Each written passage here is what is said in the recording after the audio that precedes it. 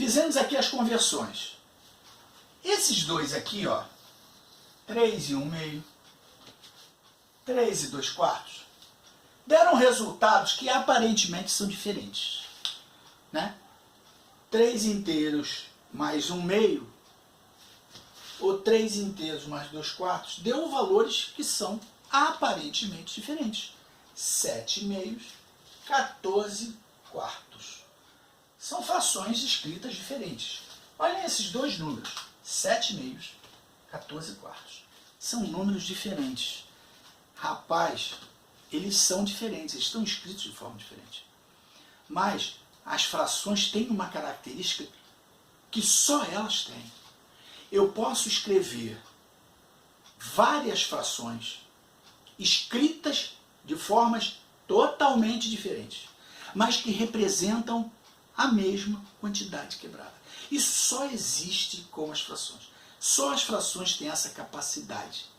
Porque as frações têm uma coisa que são as semelhanças. Semelhança significa o quê? Elas são semelhantes, mas no fundo elas têm o mesmo valor. Elas são equivalentes. Frações equivalentes, o nome está dizendo. Semelhante é parecido, tá? Semelhante é parecido. Mas a fração tem uma coisa a mais do que isso. A fração tem uma equivalência. Equivaler significa ter o mesmo valor. Então, antigamente usava-se muito cheque, ainda se usa cheque. Se eu for pagar uma conta com cheque, uma conta de R$50, eu der um cheque de R$50, ou der uma nota de R$50, eu estou pagando do mesmo jeito, né? São equivalentes. São formas equivalentes de fazer uma mesma coisa. As frações têm essa capacidade, tá? Então nós vamos ver que 7/2, apesar de ser diferente, a aparência dela é diferente de 14/2, mas são duas frações que têm o mesmo valor intrínseco. Ou seja, valem, na verdade, a mesma quantidade. Tá? Para eu fazer isso, eu vou mostrar para vocês um desenho. Vou fazer um desenho. E esse desenho vai mostrar para vocês, esse desenho provavelmente está no livro lá do 6º ano, mas a gente sempre faz isso. Se eu pegar um retângulo, vamos falar de novo daquela fazenda. Eu tenho aqui a fazenda. Eu tenho a fazenda. Tá? Eu sou o dono da fazenda. Eu resolvi pegar essa fazenda, dividir no meio e plantar todo esse pedaço aqui. Todo esse pedaço eu quero plantar com milho. Vou plantar milho em todo esse pedaço aqui. Aí eu pergunto para o meu filho, para o meu irmão, né, uma sugestão. Chego para ele e falo, escuta, me dá uma sugestão de como eu vou dividir a fazenda e o que eu vou plantar nela. Aí a pessoa vai, pensa e fala para mim, ô pai, ô irmão, olha só, nós temos a nossa fazenda aqui assim, né? Eu estava pensando da gente fazer a seguinte coisa. Eu vou dividir a fazenda em 4 partes, e vamos plantar milho em 2 partes. Vou plantar milho em 2 partes. Daquelas 4, eu vou pegar a fazenda, dividir em 4 partes certinhas, e vou plantar 2 partes, eu vou plantar com milho. Eles falaram a mesma coisa? Falaram. Só que um falou de um jeito e o outro falou de outro. Eu que sou o dono da fazenda, eu vou dividir a minha fazenda em 2 partes e vou plantar uma. O meu filho, que é meu filho, também pensou em fazer isso. Só que ele pensou em dividir em 4 partes e plantar 2. Nós falamos a mesma coisa. Só que eu escrevi usando a fração 1/2 e ele escreveu o pedaço escrito da forma 2/4.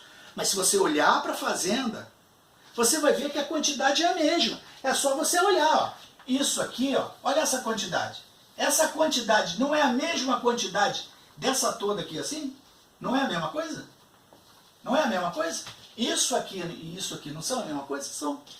Isso vem provar o quê? Vem provar que eu posso escrever duas ou mais frações de formas diferentes e elas serão equivalentes, terão o mesmo valor. Se eu perguntei à minha esposa como é que ela acha que deva fazer, ela disse, não, eu vou fazer, eu penso fazer o seguinte, vamos dividir a fazenda em 6 pedaços,